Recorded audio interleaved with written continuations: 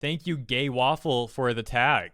Let's see what this is about. We have a tweet from Art that says, Chinese translators profit off of VTubers, act like VTubers owe them. They're so full of themselves, and it's talking about a Reddit post, so I guess we'll go over to Reddit. Fubuki unofficial translator team at Bilibili has suspended their services after she visited Coco.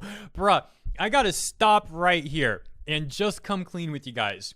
Some of this news that's been going on with Hololive in China, I'm not gonna lie, I've kind of thought it's been blown out of proportion a little bit, that a lot of this is just the work of agitators. There's no way to this extent that people in China are actually this mad.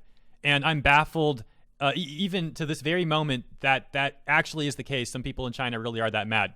Now, that said, I've received some very generous emails from some people who have previously lived in China and this sort of thing, and they've explained to me what it's like there. And yeah, man, I think, again, I'm just getting accounts from other people. I haven't been there. I don't know what it's like, especially let alone to live or even visit there.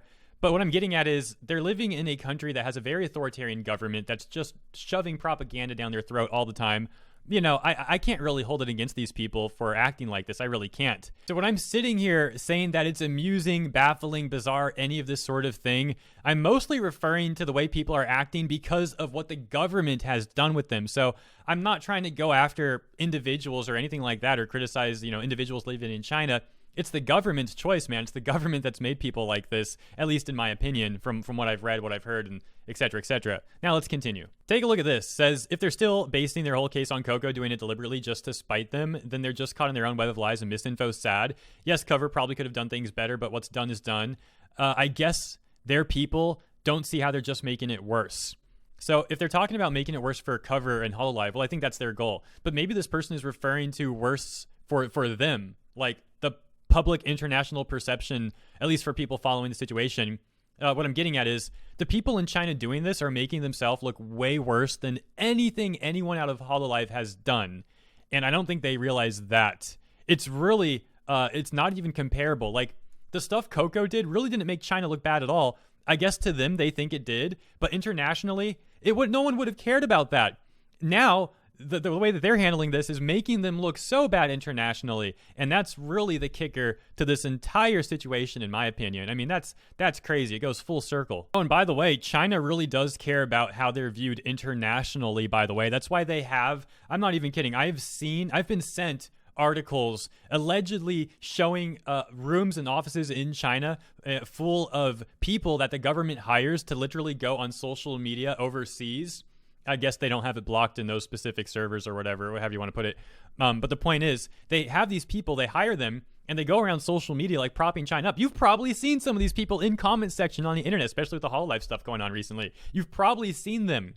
Yes, allegedly, the Chinese government actually pays people to do stuff like that because they want their image to look better. It's like the stuff that they're doing to their own people, they think will work internationally. They don't realize that people aren't going to fall for that, and they're going to see right through it, and it's going to make them look worse. It's baffling to me how they think that's going to work, but they think it does. Now, the optimist in me wants to say that Covercore is going to see how absurd this entire thing has been, and they're going to really start putting less time and energy into their Chinese branch. No offense to the people in China. Like I said, I feel for you. People there just want to enjoy the entertainment. A lot of them don't even want to deal with this political stuff.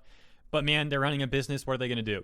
So, referring to Hololive, so a Covercore. So the optimist in me says, okay, they're going to start dialing back on that and promoting more like their JP branch and the EN branch, obviously.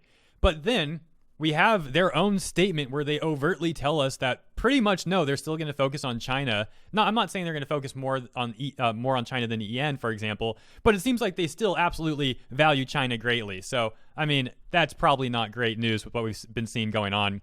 Especially also revenue. Bilibili revenue is not that great compared to YouTube revenue for a lot of their talent. So even from a business standpoint, it's very questionable in my opinion. But again, I raised the potential area of concern before. Hypothetically, if Yago and the other executives are just trying to get get Tencent to like buy Covercore out.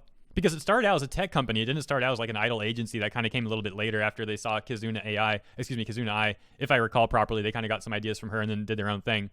But that part I might be mistaken about Kazuna, but they definitely started as more of a basic tech company about VR and augmented reality and that sort of stuff. Anyways, I'm getting way off topic. The main point here is that in their own statement, they mentioned that they were going to establish this compliance committee.